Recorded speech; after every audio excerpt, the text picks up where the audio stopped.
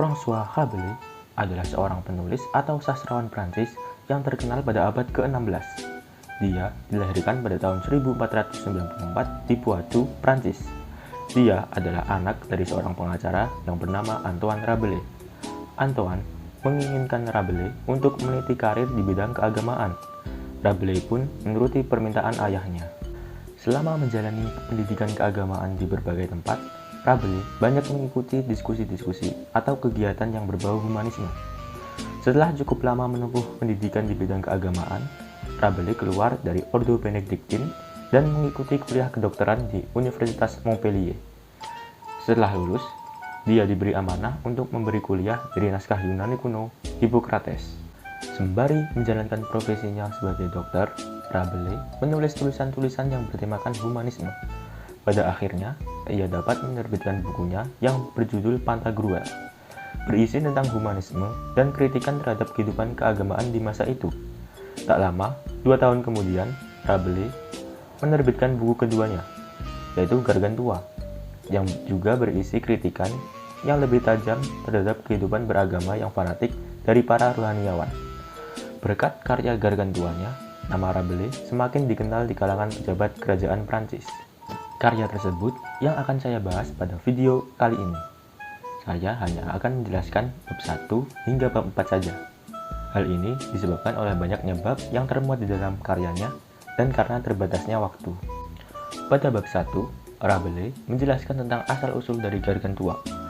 Diceritakan kedua orang tua dari Gargantua bernama Grangousier yang menikah dengan seorang putri dari raja dari bangsa Parpillon yang bernama Gargamel. Seiring berjalannya waktu, Gargamel akhirnya mengandung. Setelah itu, bayi yang dinantikan pun terlahir setelah 11 bulan di dalam kandungan. Bayi tersebut kemudian dinamai Gargantua. Rabelais kemudian menjelaskan tentang pernyataannya menggunakan penjelasan dari manuskrip dan cerita-cerita kuno tentang bagaimanakah status anak yatim dari Gargantua yang ditinggal mati oleh ayahnya. Bab 2 menceritakan secara detail dari apa yang terjadi pada bab sebelumnya. Bab ini lebih banyak membahas tentang perjamuan. Dikisahkan, keluarga Gargantua mengundang seluruh penduduk desa untuk menghadiri perjamuan di rumah mereka. Hidangan yang disajikan cukup spesial karena proses pengambilannya dari bahan makanan terbaik. Selain itu, disediakan juga minuman anggur. Para tamu pun larut dalam pesta. Pada bab 3, Rabelais menceritakan tentang penduduk desa yang sedang mabuk di pesta keluarga Gargantua. Dalam kondisi mabuk, mereka memperbincangkan banyak hal. Salah satunya adalah La Devinière. La Devinière adalah tempat tinggal ayahnya Rabelais. Selanjutnya, mereka juga memperbincangkan minuman anggur yang sedang mereka minum. Hingga pada akhirnya, salah satu dari mereka berkata, air mata Kristus menghangatkan jiwa dan raga.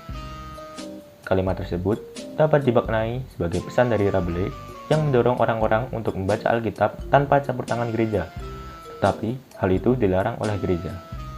Bab 4 menceritakan proses kelahiran Gargantua.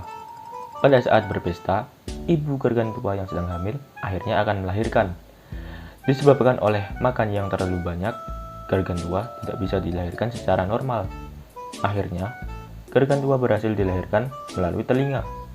Pasca dilahirkan, Gargantua tidak menangis, melainkan menyebut kata abuah, abuah, abuah, yang dapat dimaknai mengajak orang-orang untuk terus minum dan mabuk. Demikianlah pembahasan singkat novel Gargantua bab 1 sampai bab 4. Sampai jumpa di video selanjutnya. Dadah.